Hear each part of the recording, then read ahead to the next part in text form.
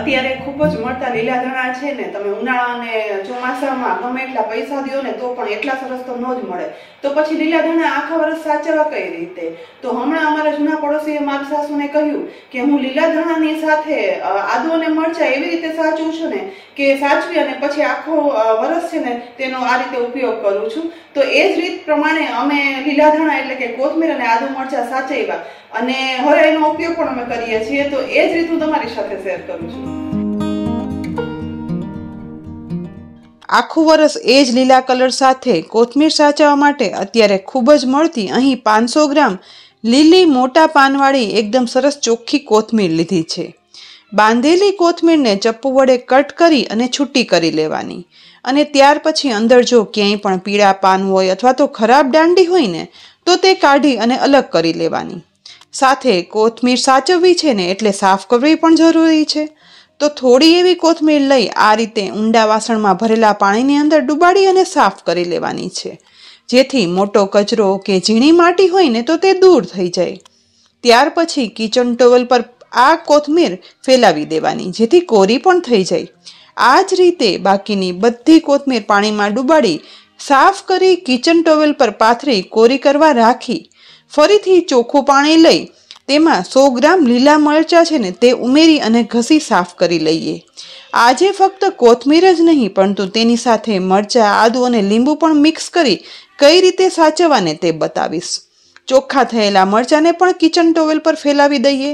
ફરીથી એ જ પાણીની અંદર 50 ગ્રામ આદુ અને 3 લીંબુ ઉમેરી આદુને ઘસી સાફ કરી લેવાનું અને કિચન નેપકિન પર કોરા કરવા રાખી દેવાનું. એ જ રીતે લીંબુને પણ પાણીમાં સાફ કરી કોરા કરવા રાખી દઈએ. લગભગ અડધી કલાકમાં જ આ રીતે કોરું થવા દીધા પછી સૌથી પહેલા કોરા થયેલા લીલા મરચાંને અને મોટા ટુકડામાં કટ કરી લેવાના છે. ડીટીયા છે ને તે અલગ કરી લઈશું. બધા મરચાંના મોટા ટુકડા થઈ જાય ને એટલે તેને સાઈડમાં રાખી દઈ એ જ રીતે કોરું થયેલું 50 ગ્રામ આદુ છે ને તેના હાથ વડે નાના ટુકડા કરી સૌથી પહેલા તેની છાલ ઉખાડી લેવાની. બહુ જાડી છાલ ના ઉખાડતા ચપ્પુના ઉપરના ખૂણાથી પતલી છાલ ઉખાડી દઈશું, જેથી ખૂણામાં રહેલો ચીપકેલો કચરો છે ને તે પણ નીકળી જાય અને આદુનો વધારે ભાગ યુઝ થાય. છાલ ઉખાડી સાફ કરેલા આદુના પણ આવા નાના મોટા ટુકડા કટ કરી લેવાના છે. અહીં આ રીતે આદુના ટુકડા પણ થઈ ગયા છે. હવે રહી કોથમીર. તો સાવ કોરી થયેલી પાણી વગરની કોથમીરમાંથી થોડી કોથમીર ચોપિંગ સ્ટેન્ડ પર રાખી દઈએ અને આ રીતે જાડી દાંડી અને મૂળનો ભાગ ચપ્પુ વડે અલગ કરી લેવાનો, જેનો કોથમીર સાચવવામાં કોઈ જ ઉપયોગ નથી કરવાનો. ત્યાર પછી નાની દાંડી સાથે રહેલી કોથમીરના પાનને તે રફલી ચપ્પુ વડે નાના મોટા ટુકડામાં કટ કરી લેવાની છે. અહીં ઝીણી સમારવાની કે ચોપ કરવાની કોઈ જરૂર નથી.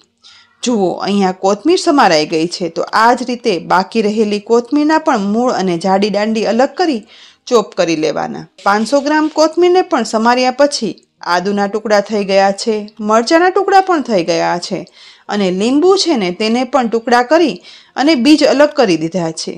હવે મિક્સરના એક મોટા જારની અંદર સૌથી પહેલા મરચાં છે ને તે ઉમેરી દેવાના. તેની સાથે આદુના ટુકડા પણ ઉમેરી દઈશું અને ત્યાર પછી રફલી ચોપ કરેલી કોથમીરમાંથી આ જારમાં સમાઈને એટલી જ કોથમીર ઉમેરી દેવાની. સાથે ટુકડા કરેલા લીંબુમાંથી એક લીંબુના 2 ટુકડા એક પછી એક આ રીતે નીચોવી લેવાના.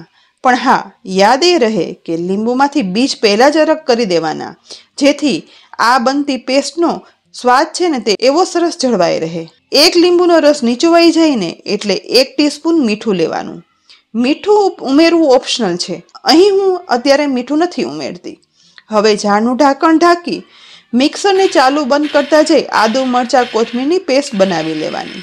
લીંબુના રસમાં જ આ બધું સરસ થોડું પીસ્યા પછી આપણે જોઈએ તો બધું પીસાય અને થોડી એવી જારમાં જગ્યા પણ થઈ ગઈ છે. તો આ સમયે ફરીથી જાર ખોલી તેમાં બાકી રહેલી કોથમીર છે ને તેમાંથી આ જારમાં સમાઈને એટલી કોથમીર ઉમેરી દઈશું. અહીં તમે જોયું ને કે આપણે આદુ અને મરચાંના પ્રમાણમાં કોથમીરનું પ્રમાણ વધારે રાખેલું છે. કોથમીર ઉમેર્યા પછી બીજા લીંબુના ટુકડા પણ વારાફરતી નીચોવી લેવાના અને ફરીથી ઢાંકણ ઢાંકી પીસ્યા પછી ફરી ઢાંકણ ખોલી બાકી રહેલી થોડી કોથમીર પણ ઉમેરી દઈએ અને ઉપરથી ત્રીજા લીંબુનો રસ પણ નીચોવી લેવાનો. આ રીતે ધીમે ધીમે કોથમીર ઉમેરતા જાય અને લીંબુનો રસ નીચોવાથી બનેલી કોથમીર, મરચાં અને આદુની પેસ્ટમાં લીંબુનો રસ અંદર સુધી ભળી જાય અને આખા વર્ષ સુધી આવો જ લીલો કલર આ પેસ્ટનો જળવાઈ રહે છે.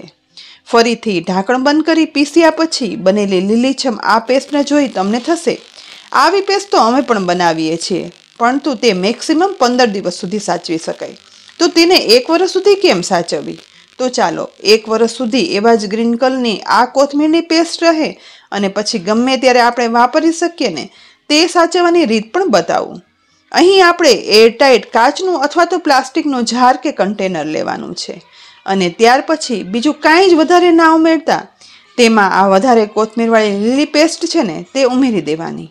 અહીં આપણે આ પેસ્ટમાં ક્યાંય પણ પાણીનો ઉપયોગ નથી કરવાનો, જેથી વર્ષભર સુધી એવી જ સારી રહે. કન્ટેનરમાં ઉમેરેલી પેસ્ટને હવે એરટાઇટ ઢાંકણ ઢાંકી દઈ અને ફ્રીઝમાં ના રાખતા ફ્રીજના કુલરમાં એટલે કે ફ્રીઝરમાં આ રીતે પેક કરી અને ડબ્બો અથવા તો ઝાડ છે ને તે મૂકી દેવાનો. પછી 12 માસ જ્યારે પણ ઉનાળા કે ચોમાસામાં દાળ, શાક કે પછી ફરસાણમાં કોથમીર, આદુ, મરચાંની જરૂર પડે ને ત્યારે આ રીતે આ પેસ્ટનો ડબ્બો બહાર કાઢી 5 થી 10 મિનિટ એમ જ રાખવાનો. જામેલું મિશ્રણ થોડું એવું સોફ્ટ થાય ને એટલે 1 વાટકીમાં જોઈએ ને એટલી આ પેસ્ટ કાઢી લેવાની. બાકીની પેસ્ટ ફરીથી ફ્રીઝરમાં રાખી દેવાનું. કાઢેલી પેસ્ટમાં સહેજ એવું પાણી ઉમેરી અને મિક્સ કરી દેવાનું અને ત્યાર પછી જરૂર પ્રમાણે દાળમાં, શાકમાં, જેમાં પણ વાપરો. એકદમ સહેલાઈથી કોથમીર, આદુ, મરચાંનો સ્વાદ પણ મળી જશે અને ઉનાળા ચોમાસામાં મોંઘા મળતા આ બધી વસ્તુ લેવાની જરૂર નહીં પડે.